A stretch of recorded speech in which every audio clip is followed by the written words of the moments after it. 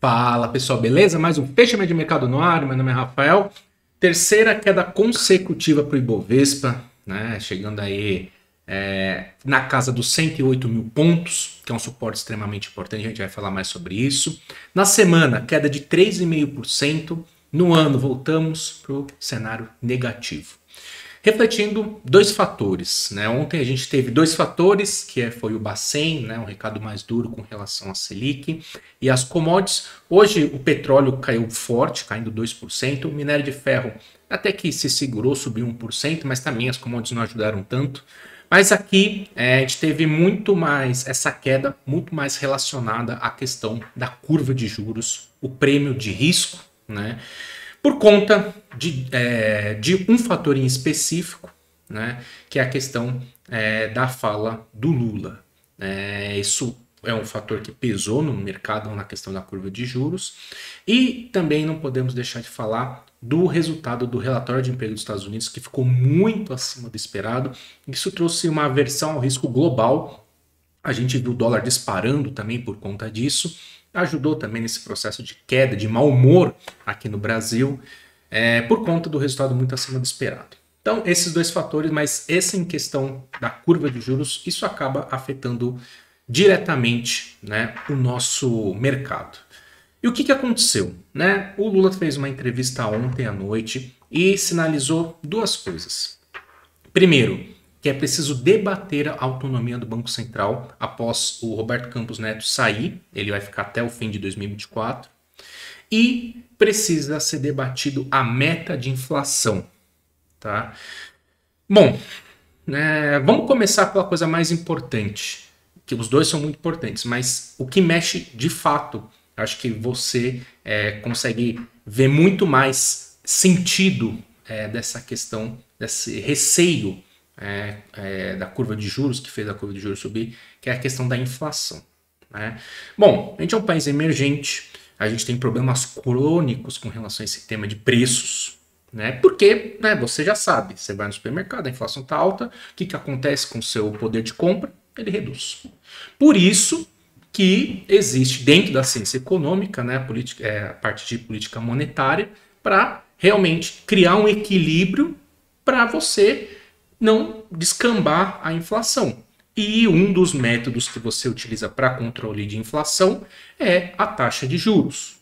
Outro método muito importante é o equilíbrio fiscal. Sem um, sem outro, cria um desequilíbrio. Se você gasta muito, você vai ter que manter os juros altos. Manter os juros altos, você, querendo ou não, vai ter um problema com relação à dívida, porque a dívida está relacionada à Selic. Enfim, então precisa ter um equilíbrio. E o que está acontecendo com esse novo governo? Um desequilíbrio total nesse sentido. A gente tem um rombo de 223 bi, que foi lançado um plano para em busca de receitas extraordinárias e receitas com relação à desoneração, aumento de imposto, vem se discutindo aumento do salário. Enfim, não tem um plano de redução de gasto. Nenhum. Privatização, não tem nada. Só gasto e vamos arranjar receita de algum lugar. Cara, isso é insustentável. Isso aí é insustentável. E assim, qual que é a âncora para segurar isso? A taxa de juros. Já que não tem âncora fiscal, o descontrole fiscal, você controla via juros. Por isso que o juros vai estar extremamente alto. Está extremamente alto. 13,75, como a gente estava antes das eleições, a gente estava pensando em corte de juros para esse ano. De voltar para a faixa ali dos 12 e pouco. Agora a gente está pensando em manutenção justamente por essa questão do risco fiscal. Porque não tem uma sinalização apontando que da questão fiscal está sob controle.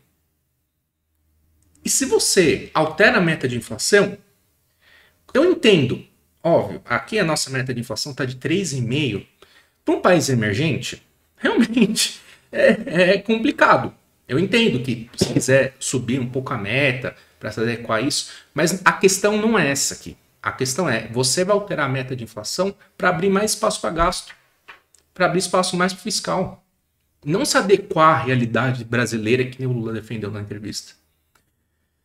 E Gasto fiscal, aumento de gasto, é a política monetária adotada, é a política econômica adotada. Se vire para arranjar receita, se não arranjar receita, sei lá o que vai fazer. Dá calote? Não sei, sabe, entendeu? Assim, o mercado fica muito receoso, por isso que a curva de juros sobe. E isso, querendo ou não, é um problema, né? Então, assim, se você aumentar a meta de inflação, cara, você abre espaço para mais gasto. E se você abrir espaço para mais gasto, o que vai acontecer? Né? Você vai criar dois problemas. Né? Dois problemas muito importantes. Se você tem um descontrole fiscal, né? E você tem uma taxa de juros alta, vai chegar um momento que a gente chama de dominância fiscal. Essa maravilha de dominância fiscal. Né? O BC chega no nível que ele não pode mais subir os juros, e a gente está chegando muito próximo desse nível, porque se ele continuar subindo os juros, a dívida pública que está relacionada à Selic, ela sobe, o custo da dívida sobe e aumenta mais o rombo fiscal. A gente está chegando nesses níveis. E aí, beleza, vou manter o juro no mesmo nível ou cortar artificialmente, só que a curva de juros vai fazer isso aqui, ó. Expectativa de inflação vai fazer isso aqui. Então isso aí agrava a situação fiscal e agrava ainda mais a inflação, porque a única coisa que vai controlar a inflação, que é os juros, não vale mais de nada, porque foi inflado artificialmente através de gastos, através de crédito. E a economia, ela cresce artificialmente por crédito, só que na realidade, se você tirar todo esse efeito de crédito, coloca a economia sem esse efeito, essa alavancagem de crédito, que são você pode ser crédito via BNDES, crédito via benefícios, enfim. Se você tira tudo isso, você tem o quê? Uma estagnação, que é uma economia em recessão com inflação alta. Então, assim, a gente está caminhando, se isso tudo não for palanque político, que eu espero, literalmente, assim, eu torço de verdade que isso seja assim, um palanque político de começo de governo para atender as demandas, tal, que a autonomia do Banco Central tem que cortar os juros, tal. Só que no final das contas a gente vai pelo menos ter um pouco de senso no sentido de equilíbrio econômico, ciência econômica. É tão importante a ciência econômica é muito importante também, né?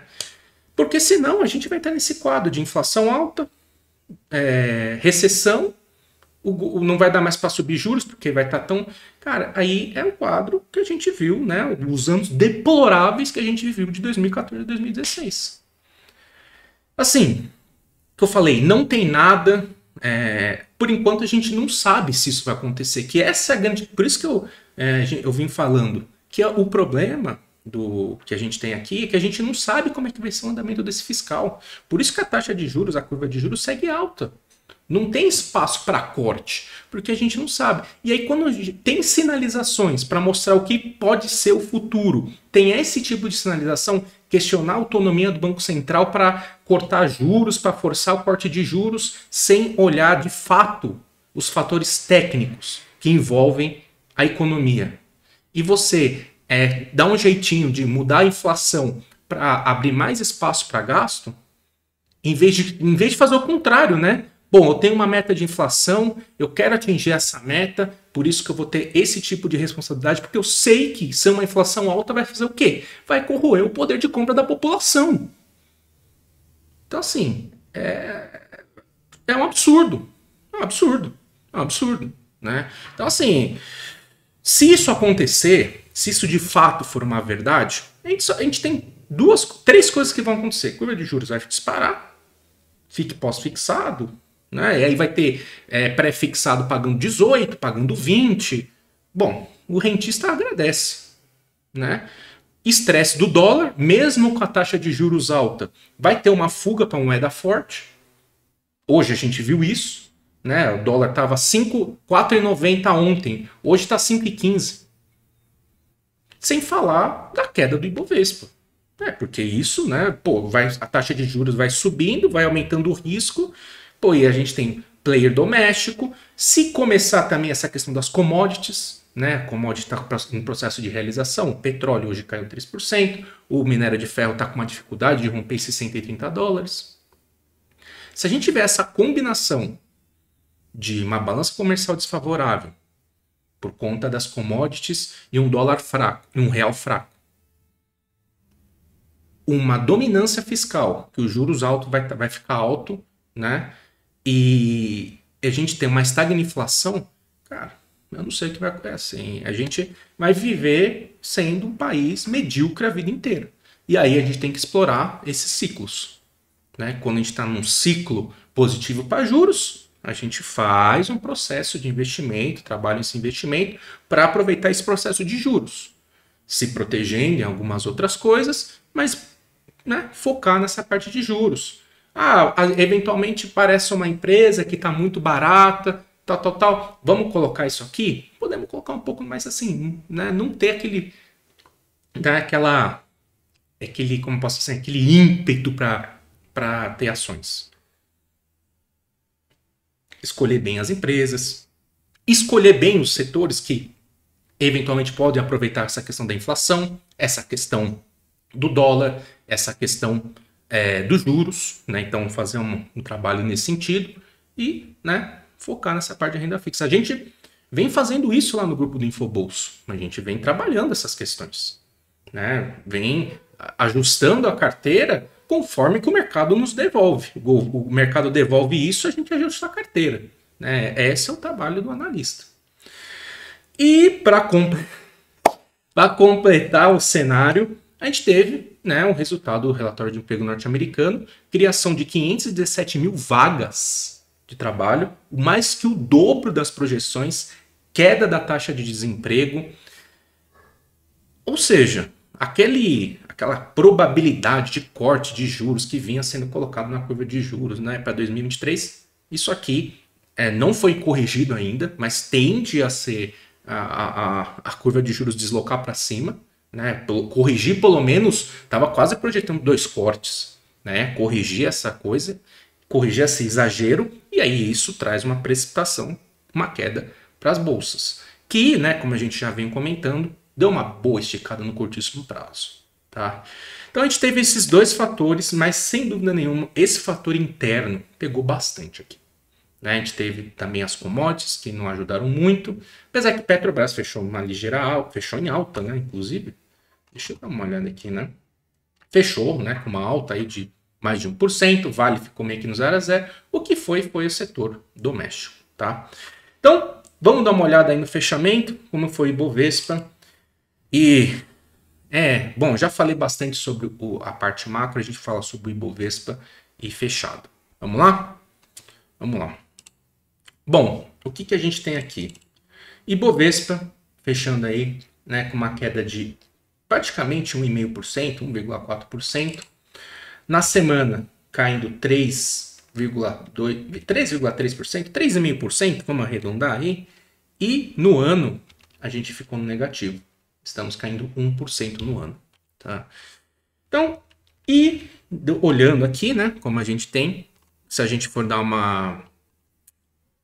relembrar, né, dos pontos que a gente comentou com relação ao mercado, o que a gente tem? O retorno para o fundo mais importante, 109 mil pontos. Esse fundo é o fundo que garante esse viés de alta de curtíssimo prazo. Se o mercado confirmar a perda desse suporte, todo esse viés de alta de curtíssimo prazo vai ser anulado e caminho aberto para voltar para os 105, 104 mil pontos. Então, esse ponto aqui é fundamental para o mercado. Se eventualmente perder esse patamar, o mercado acelera bem a queda. Tá bom? Só passar pelas blue chips, né? Vale fechou a semana abaixo do 91, caminho aberto para 87, aqui é uma referência importante de suporte. Uma reversão desse cenário só acima dessa faixa do 91,70. Petrobras, né, segurou mais uma vez na região dos 24, 25. Se eventualmente confirmar um candle de reversão por aqui, pode abrir espaço para uma compra. Né? E de destaques aqui do setor financeiro, que mais chamou a atenção foi B3, né? Essa questão da curva de juros, voltando aí para a faixa dos R$12. que é o principal suporte aqui de curtíssimo prazo. Beleza? Bom, pessoal, então é isso, né? A gente usa aqui o fechamento para falar um pouquinho mais sobre a parte macro e basicamente foi isso, né? A gente tem que ficar esperto, entender se isso vai ser uma realidade desse novo governo. Se for, a gente já viu esse filme, né? E esse filme acaba não terminando bem em termos de economia, em termos de inflação, em termos de fiscal, em termos de juros, né? Em termos de dólar também.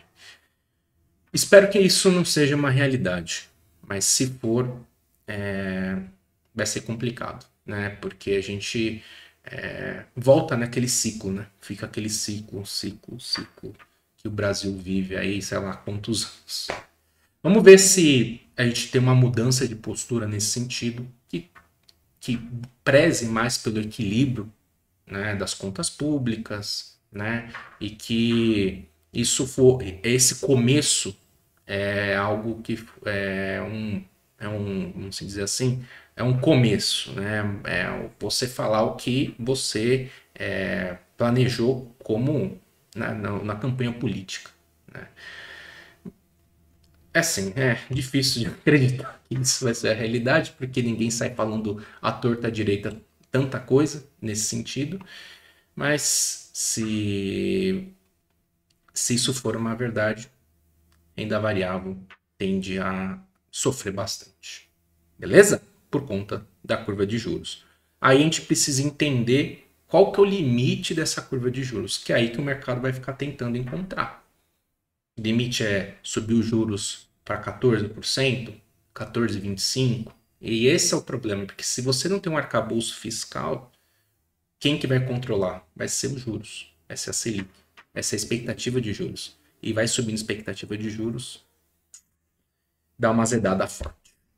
Beleza? Então é isso. Um grande abraço, uma ótima sexta-feira, um ótimo final de semana e até mais.